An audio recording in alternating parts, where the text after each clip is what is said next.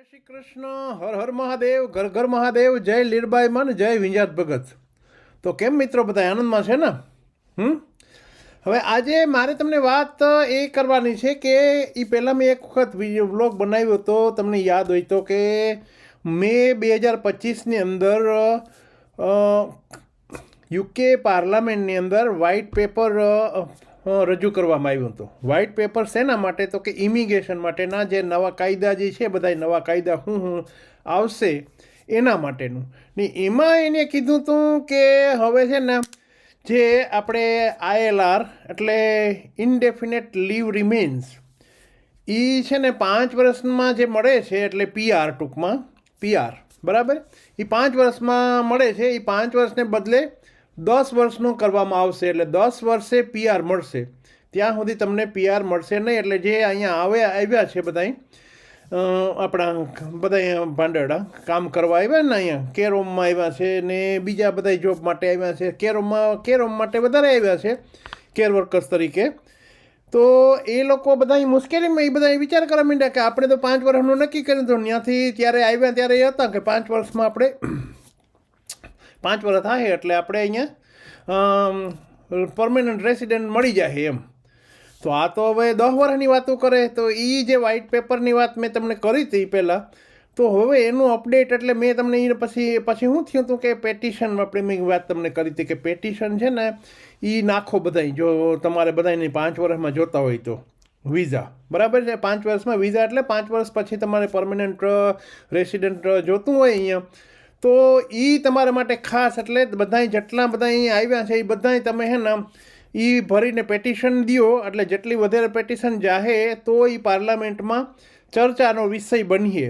ને એ ખરેખર બન્યો પણ, કારણ કે માણસોએ બહુ બધા એમાં પેટિશન નાખી. અહીંયા બધા આવ્યા એ બધાને, કારણ કે વિચાર કરો તમે કેટલા માણસો આવ્યા છે કે છે 2019થી 2025ની અંદર લગભગ 7.5 લાખ માણસ આ વિઝાની અંદર આવ્યા છે. કેમાં? તો કે સ્કિલ વર્કર વિઝામાં અહીંયા. તો બહુ મોટો છે બધું, એમ કે એનો વિચાર તમે કરો તો બહુ એટલા બધા આવી ગયા છે અહીંયા. તો હવે એના માટેનું કીધું કે ભાઈ આ વસ્તુ તો સાચી છે. તો હવે એના માટે હવે નવા અપડેટ શું છે એના માટે મારે આજ તમને વાત કરવી છે. તો બધા મિત્રોને ખાસ તમને કહું છું કે જો તમને ગમે, લાઇક, શેર ને સબસ્ક્રાઈબ કરજો. તો પાછા વળી નવા વ્લોગ મારી પાછું કંઈક બીજું નવું લઈને આવીશું. પણ આ તમારા જે અહીંયા સ્પેશિયલી અહીંયા જે કામ કરવા આવ્યા છે સ્કિલ વર્કરના વિઝા ઉપર, એને બહુ લાગુ પડે છે. અને બીજા બધાને પણ જેટલા બધા આવ્યા એને બધાને લાગુ પડે આ વસ્તુ, તો ઇમિગ્રેશનનું. અને એમાં સ્ટ્રિક થવાના છે. હવે સ્ટ્રિક થવાનું કારણ બીજું કાંઈ નથી, મેઇન વસ્તુ એક જ છે કે જો અહીંયા એક વખત તમને પરમનન્ટ રેસિડન્ટની આપી દઈએ એટલે ILRનો સ્ટેમ્પ લાગી જાય આપણે, તો શું છે કે અહીંના જેટલા બધા બેનિફિટ છે ને, મૂળ વાંધો એ છે અહીંયા જેટલા બધા બેનિફિટ બધા મળે છે જે માણસોને બધાને, એ તમને પણ મળે. વાંધો આ લોકોને એ છે કારણ કે એમાં ગવર્મેન્ટને પૈસા દેવા પડે ને ગવર્મેન્ટને પૈસા દે એટલે એના ઇકોનોમી ઉપર ફરક પડે કે આટલા એક્સ્ટ્રા બીજા પૈસા જાય ને એના ગવર્મેન્ટના. તો એ વાંધો છે, બીજો કંઈ વાંધો નથી. નહીં તો એ બધાને દઈ દઈએ, આખા ઇન્ડિયાવાળાને બધાને કહી દઈએ કે ભાઈ આવી જવાનો વાંધો નહીં, કંઈ તમને PR દઈ દે હું 5 વર્ષે. આ કહે એમ છે, કારણ કે એને જરૂર તો છે જ, કામવાળાની જરૂર છે. એવું નથી કે કામવાળાની જરૂર નથી એને, કારણ કે અહીંના માણસો તો જે છે અમુકને એને તો કામ જ નથી કરવું કંઈ. ને કામ જો એને કરવું હોત ને કર્યું હોત તો ત્યાં બહારથી બોલાવવાની જરૂર જ નથી ને. અમારે આ કેરોમની જ વાત તમને કરું તો ક્યાં અહીંના માણસોને અમે હવે કંટાળી ગયા હતા છેલ્લે તો, કે આ લોકોને કંઈક ખબર નથી પડતી કે કેમ માને કામ નથી કરવું એમ. નહીંતર અમારી મેનેજર મોસ્ટલી અમે બધા પ્રિફર અહીંનું લોકલ માણસોને વધારે પ્રિફર કરીએ. પ્રિફર કરવાનું કારણ બીજું કંઈ નહોતું, પણ એ કારણ હતું કે જે અમારે બધા ત્યાં રેસિડન્ટ બધા હતા એ બધા અહીંના હતા, બધા ઇંગ્લિશને એ જે ઇંગ્લિશ એને જે લુક આફ્ટર કરે ને લુક આફ્ટરમાં પાછું જે વાતચીત કરે ને કોમ્યુનિકેશન, એને બહુ ગમે આ લોકોને એમ, એનું એના માણસો કરે. તો હવે આપણા માણસો કરે તો આપણે થર્ડ કહેતા હોય એટલે પીછડું સમજે એમ.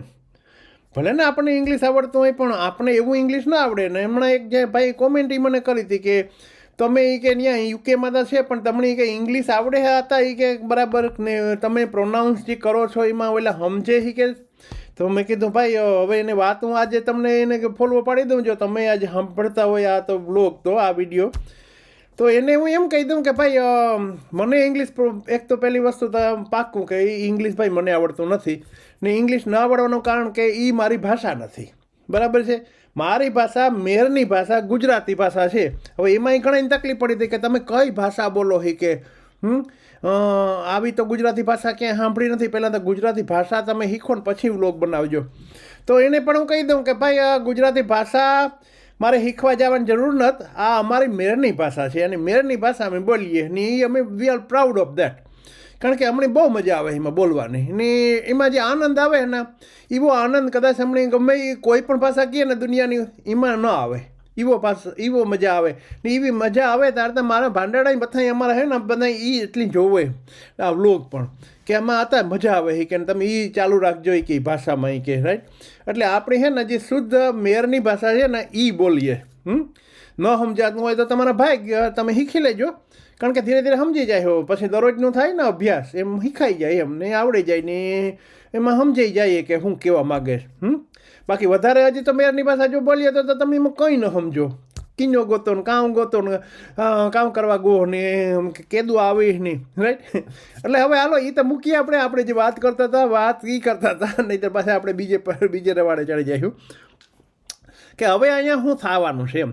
તો એ આ છે ને જે આપણે પેટિશન હતું 146,000 ને લગભગ પહોંચ્યું છે. એટલે બધા માણસોએ બહુ એનો ઓલો કર્યો. એટલે હવે એને વાત તો કરવી પડે પાર્લામેન્ટમાં ને જવાબી દેવો પડે.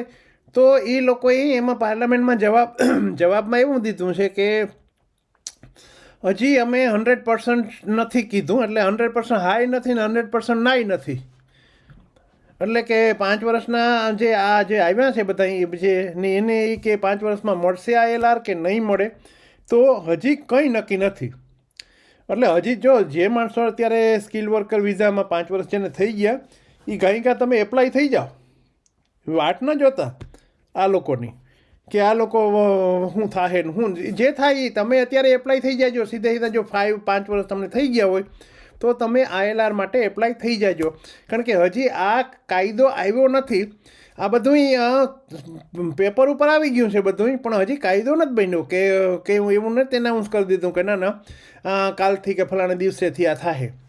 તો હવે એમ કહે છે કે આ એન્ડ ઓફ ધીસ યરની અંદર ત્યાં સુધીમાં કે અમે નક્કી કરીશું ને એમાં એને એક ફિગર બીજા દીધા કે ફિગરમાં એ દીધું કે 2024ની અંદર જેટલી એપ્લિકેશનો જે બધી આવી ને ILR માટેની એટલે લગભગ એમાં કેટલા 1,62,000 માણસને ILR આપેલ છે.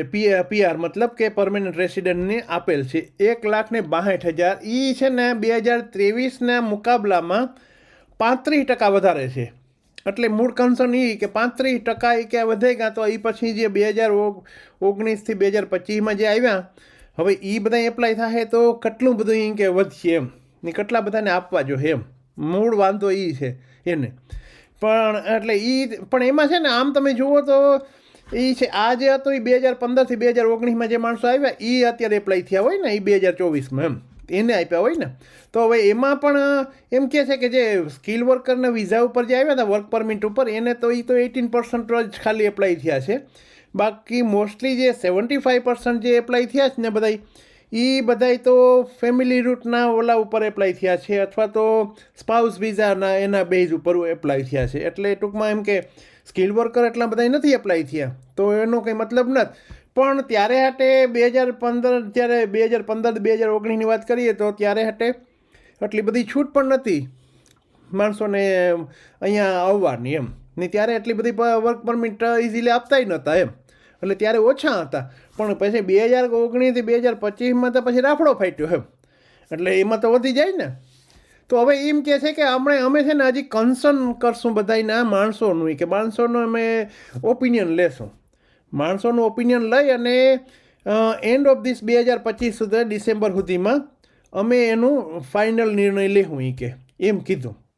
એટલે હવે માણસોનો ઓપિનિયનમાં શું એ લોકો ફોર્મ મોકલશે સર્વે માટે કે બધા માણસોને અહીંના માણસોને કે શું કરવું જોઈએ અને તમે શું કયો છો એવું બધું કંઈ હશે.